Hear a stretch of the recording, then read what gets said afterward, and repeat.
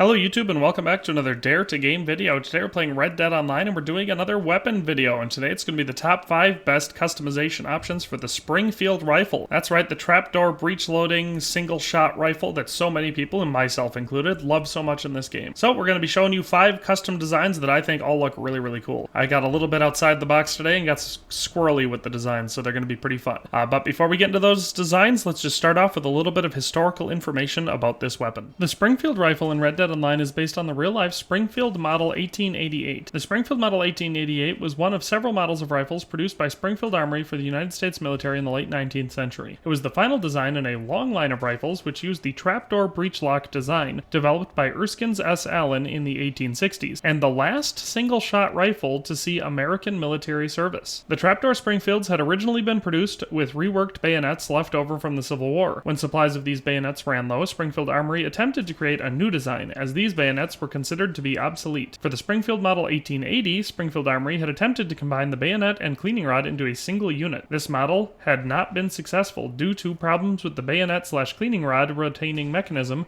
and poor ballistic performance of the weapon due to the heavy forward mounting mechanism. The Model 1888 was Springfield's last attempt at producing a combined cleaning rod and bayonet design. The Model 1888 was based on the Springfield Model 1873 line of rifles, which had undergone several refinements which had been incorporated into the Springfield Model 1884. Unlike the earlier Model 1880, the 1888 used a round rod bayonet design. The model of the 1888 proved to be much more successful than the Model 1880. Between 1890 and 1893, over 60,000 Model 1888 rifles were produced. During the Spanish-American War, regular Army troops were generally issued the new Craig rifles, while Guard units were often issued older trapdoor Springfields, typically Model 1884 or Model 1888 rifles. Ultimately, the Springfield Model 1888 would be completely replaced by the newer and more efficient Craig design until 1903, when the Craig itself was replaced with the much more efficient M1903 Springfield. Although the Model 1888 Springfield proved to be the most developed and efficient of the Springfield trapdoor rifles,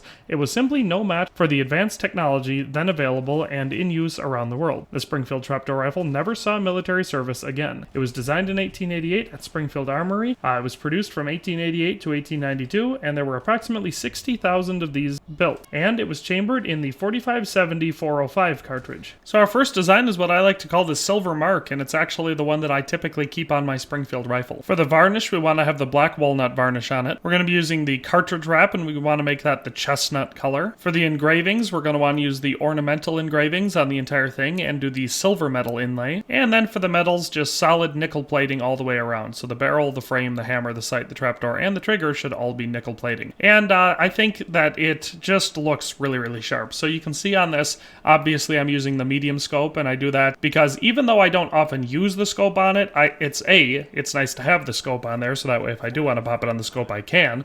And B, it does help you with, I think, range. I think it boosts the range stat, but it might be the accuracy stat. Right when you get the gun, if you put the medium scope on, it's going to make that stat all the way up to the top, whichever one it is, range or accuracy, and that'll imitate the familiarity stat. So as you use weapons in the game, the stats get slightly better because of your character's familiarity with the weapon, and that's what having the longer scopes on it. So to most people, I recommend putting a scope on your repeaters and your rifles, even if you're not using the scope, because it does help your stats. But as far as the design for this gun goes, I really like it. Obviously, if you don't have the cartridge wrap, the leather wrap works, but I think the cartridge wrap looks a little bit cooler with it, and I just really like this color combination. It's one of the few guns that I actually rock something other than the DTG Classic look on it, which I do have a design for this gun where the DTG Classic color combination looks awesome, and I love it. I just really like the somewhat more subtle and plain look of the Springfield rifle with the all nickel plating and the slightly reddish but mostly brown stock and wrap. I just think it looks really good. So that's the first design. Let's move on to the second. So for the second design, we have the factory finish and or the, I guess, World War II Mauser look. It looks like a service rifle that you'd see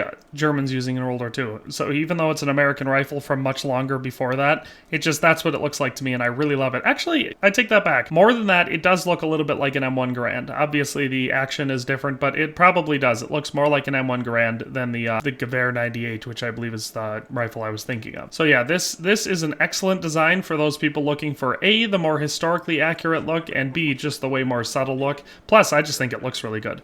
So for this one, we're going to be taking the scope all the way off. It's going to be just just plain open sights. No wrap on this one. We're going to be giving it the mahogany varnish on the stock, and then no engravings because it should look pretty, plain because it is supposed to be the factory service rifle.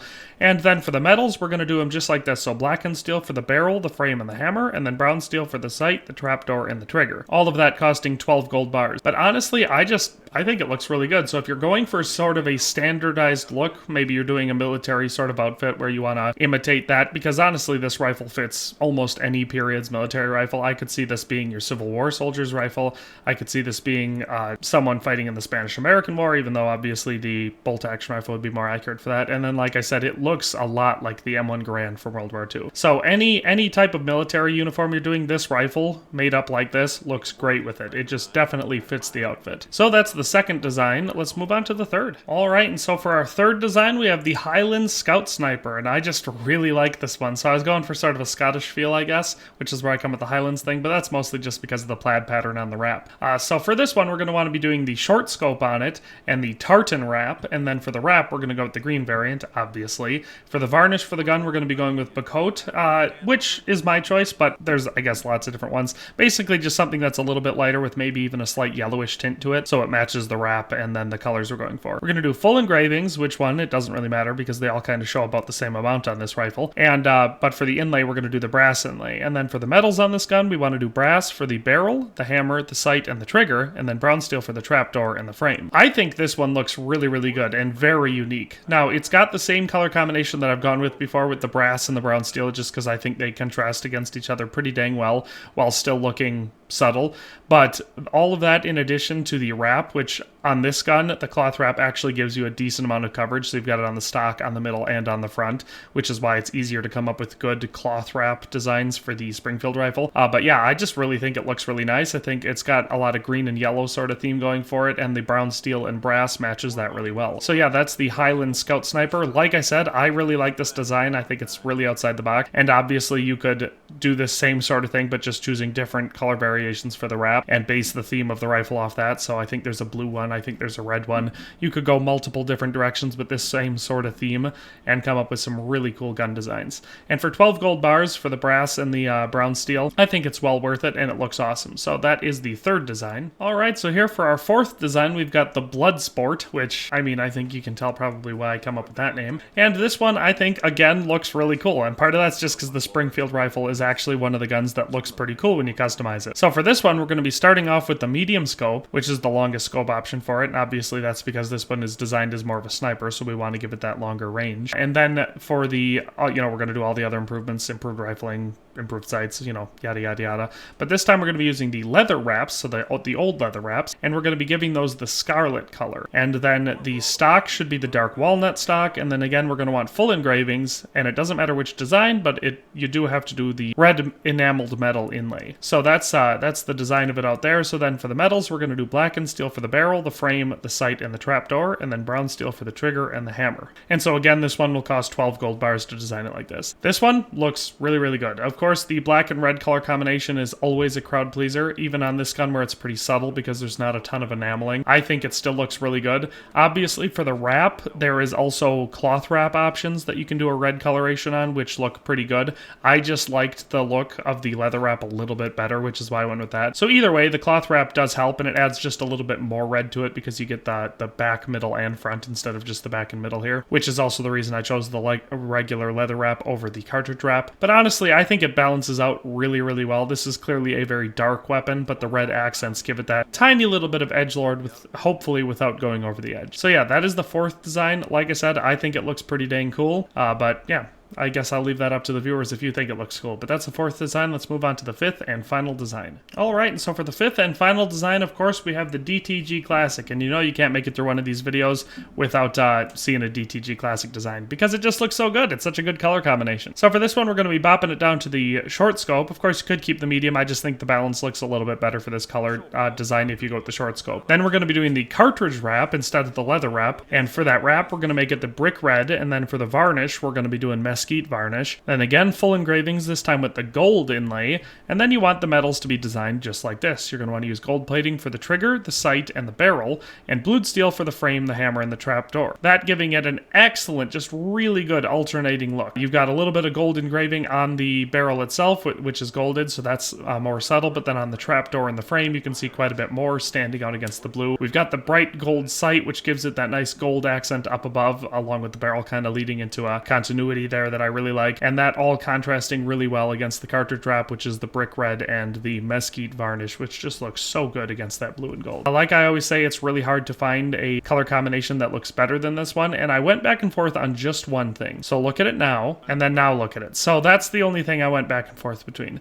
is I wasn't sure if the barrel should be gold and the frame should be blue, or if the frame should be blue and the barrel should be gold. I like it both ways. It's hard to say. I would say that doing it this way with the blue barrel and the gold frame is probably a little bit more subtle, and this design also cheapens it up for gold bars. So I might like it this way more. It's hard to say.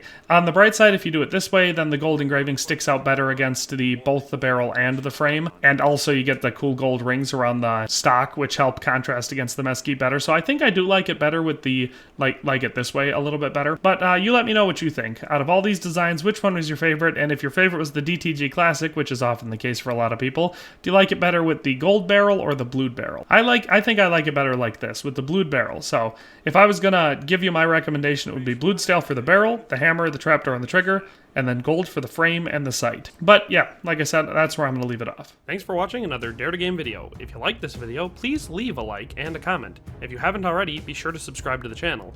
If you like my content and would like to support this channel, consider becoming a member today for as little as $1.99 a month. It makes a huge difference. But in any case, thanks for watching and have a nice day. I'll see you next time.